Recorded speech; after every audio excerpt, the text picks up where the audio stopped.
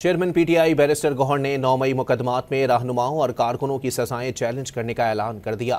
Media talk میں کہا کہ تمام فیصلے اعلیٰ عدالتوں میں چیلنج کریں گے۔ پاکستان تحریک انصاف کی کور کمیٹی خان صاحب کے سامنے انشاءاللہ اس کو رکھیں گے۔ آئندہ ایوان میں کیا کردار ہم نے پلے کرنا ہے، کیا اس ایوان میں واپس جانا ہے، کیا اس ایوان کے ہم نے بائیکاٹ کرنا ہے، کیا اس سسٹم کے ہمیشہ سے بائیکاٹ کرنا ہے، کیا ہم نے تحریک چلانی ہے، پاکستان تحریک انصاف اس کا بہت جلد فیصلہ کرے گی۔ سارے کیسز سیاسی بنیادوں پہ بنے ہیں، سارے بیس سے دنیا اس کو ایکسپٹ نہیں کرے گی، ہم ان کو ریجیکٹ کرتے ہیں۔ انشاءاللہ تعالیٰ ان کو ہائی کورٹ میں چیلنج کریں گے، لیکن عدلیہ پہ ایک سوالیہ نشان ہوگا۔